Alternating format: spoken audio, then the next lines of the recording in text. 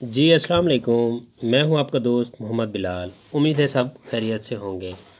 मेरे एक दोस्त ने मुझे कहा कि बिलाल आप जो है ना जो ईएमआई कैलकुलेट करते हैं मंथली इंस्टॉलमेंट, यानी कि अगर बैंक से लोन लेना हो तो उसका परसेंटेज रेट इतना हो, लोन अमाउंट इतनी हो और टेन्योर इतना हो।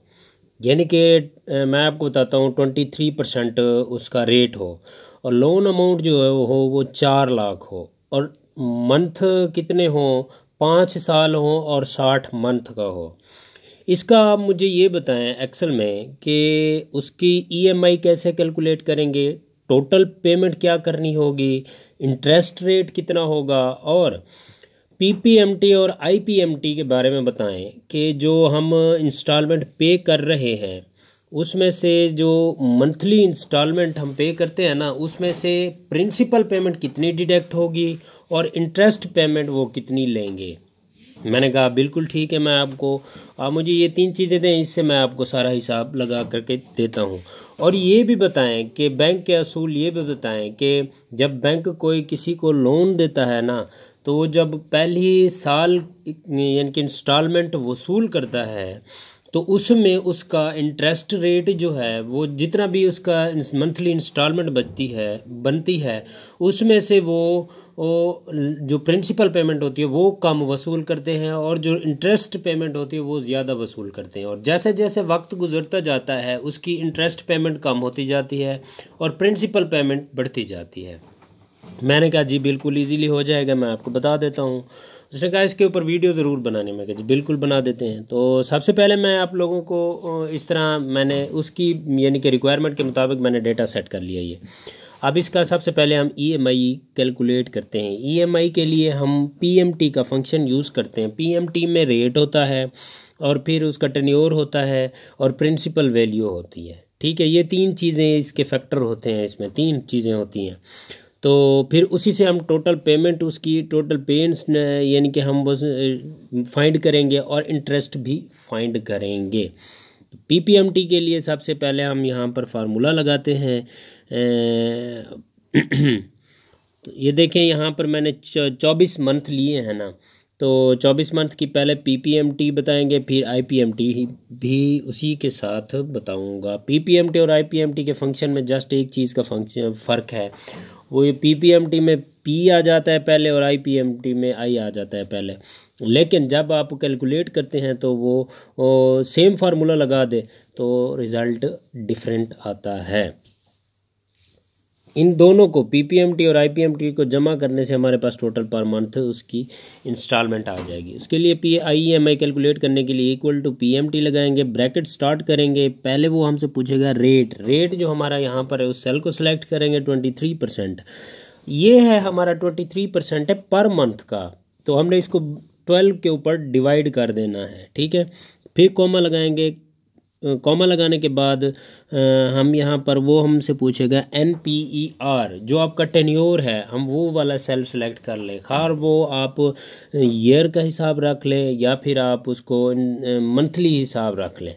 ठीक है, अगर ईयर का हिसाब रखेंगे तो फिर आपको जो आपके ऊपर रेट है उसको 12 के ऊपर तकसीम नहीं करना पड़ेगा। फिर लगा देंगे कॉमा लगाने के बाद वो आपसे पूछेगा प्रिंसिपल वैल्यू, वो जो हमारा लोन अमाउंट होती है वो हमारी प्रिंसिपल वैल्यू होती है, उस सेल को सिलेक्ट करेंगे।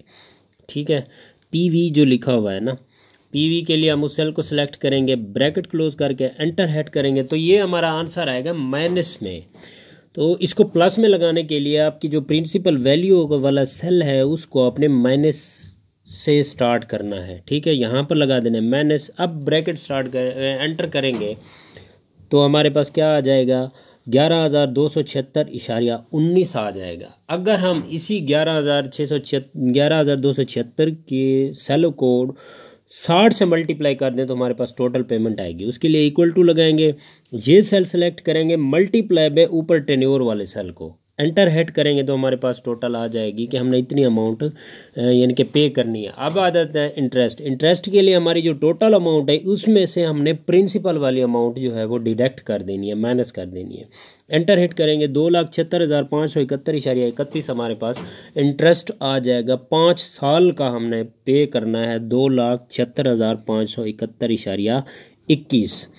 टोटल अमाउंट कितनी पे करनी है हमने 6,76,571.31। और मंथली हमारे पास कौन सी है इंस्टॉलमेंट उसकी कौन सी है, वो है हमारे पास 11,276.19। अगर इंटरेस्ट रेट 23% हो, अगर हम या आगे जा कर के हम इसको तब्दील करेंगे, अगर इंटरेस्ट रेट को तब्दील करेंगे तो ये सब के ऊपर इफ़ेक्ट होगा, क्योंकि इंटरेस्ट रेट तब्दील करने से डेट में यानी कि अमाउंट में भी तब्दीली आ जाएगी। अब इसका हम निकालते हैं पीपीएमटी।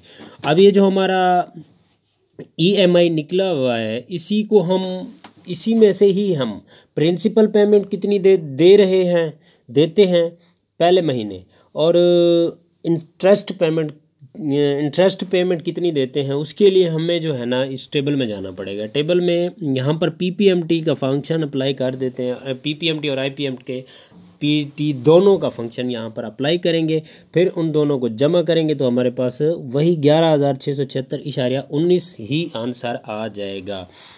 और जैसे जैसे हम पेमेंट पे करते जाएंगे, इंस्टॉलमेंट पे करते जाएंगे और प्रिंसिपल पेमेंट बढ़ती जाएगी और आईपीएमटी कम होता जाएगा। इक्वल टू पीपीएमटी हम रेट सेलेक्ट करेंगे, उसको हम कर देंगे फ्रीज, क्योंकि ये सेम ही रहना है सब के लिए। तो कॉमा लगाएंगे, हमारा जो मंथ होगा हमने वही मंथ वाला सेल सेलेक्ट करना है। फिर उसके बाद वो प्रिंसिपल वैल्यू के लिए हमने क्या पर मंथ वाले उस सेल को सिलेक्ट करेंगे पीवी, ठीक है। इसको हम 12 के ऊपर डिवाइड कर देंगे, 20 पर जो हमारा रेट है उसको 12 के ऊपर यानी कि तकसीम कर देंगे। अब हम यहाँ पर इसको जो हमारा मतलब रेट था, टेन्योर था, उसको सेल सेलेक्ट किया, फिर माइनस में लगा करके हमने प्रिंसिपल वैल्यू को सिलेक्ट करके एंटर हेड किया तो वो बता देता है कि आपने पहले महीने में जो प्रिंसिपल पेमेंट पे करनी है इसी फंक्शन को कॉपी कर लें और दूसरे में जाकर पेस्ट करना है। जो वो कह रहा है कि आपने 11,276.19 में से जो पहली किस्त पे करनी है उसमें से आपका जो 3,609.52 प्रिंसिपल अमाउंट से डिडक्ट होगा। अब देखिए यहाँ पर जस्ट आई लगा देते हैं, आई लगाने से उसका अमाउंट आ जाएगी और हमारा जो इंटरेस्ट रेट होगा, अब इन दोनों को जमा करें तो 11,276.19 ही बनेगा। सेल को सिलेक्ट करेंगे, फिर आईपीएमटी वाले सेल को सिलेक्ट करेंगे, एंटर हेड करेंगे, 11,276.19 हमारे पास पर मंथ की उसकी इंस्टॉलमेंट आ गई है। अब देखें पहले मंथ की किस्त और दूसरे मंथ की किस्त में फ़र्क देखें। पहले में 3,609.52 हम पे कर रहे हैं प्रिंसिपल पेमेंट और 7,666.67 हम पे कर रहे हैं आईपीएमटी। दूसरे में देखें 3,678, 609 की जगह 678 हो गया और रेट देखें वहाँ 3,666 की जगह 3,597 हो गया है। इट मीन वो हमसे जो प्रिंसिपल पेमेंट है वो कम वसूल करते हैं पहली इंस्टॉलमेंट में, फिर जैसे जैसे इंस्टॉलमेंट बढ़ती जाती है वो प्रिंसिपल अमाउंट भी बढ़ती जाती है। फिर एक ऐसा वक्त आता है जो लास्ट आपकी 60th आपकी जो इंस्टॉलमेंट होगी उसमें जा कर के वो प्रिंसिपल अमाउंट जो है वो आपकी उसके करीब हो जाएगी, किसके 11,276 के बिल्कुल करीब हो जाएगी और जो आपका इंटरेस्ट होगा वो बिल्कुल सैकड़ों ना होने के बराबर होगा। इट मीन सैकड़ों में होगा बजाय हज़ारों के। तो यहाँ पर देखें जब 40th इंस्टॉलमेंट पर मैं गया 7,568.55 उसने प्रिंसिपल अमाउंट पे की और 3,707 उसने इंटरेस्ट पेमेंट उस किस्त में से अदा किया। अगर हम इसी तरह इसको 60 पर ले जाते हैं तो वो जो इंटरेस्ट पेमेंट है वो सैकड़ों में आ जाएगी। अब देखें पर मंथ जो है वो सब का सेम आ रहा है, उसी में से ही पीएमटी और आईपीएमटी दोनों डिडक्ट हो रहे हैं। अगर हम रेट तब्दील करते हैं, यहाँ 13 किया है, अमाउंट वही, टेन्योर वही, अमाउंट भी वही, टेन्योर भी वही, देखिए सब के ऊपर फ़र्क आ रहा है। अगर यहाँ टेन्योर भी तब्दील करेंगे तो भी फ़र्क आ जाएगा, अगर ईयर तब्दील करेंगे तो फ़र्क आ जाएगा। अगर जितने ज़्यादा ईयर बढ़ते जाएंगे आपका इंटरेस्ट ज़्यादा बढ़ता जाएगा। इसीलिए मेरी आप सब लोगों से रिक्वेस्ट है, अगर पहले तो लोन ना लें, अगर लोन लें तो वो जल्द अज जल्द अदा करें, ज़्यादा उसमें डिले ना करें। उम्मीद है ये वीडियो आप लोगों को पसंद आई होगी। शुक्रिया।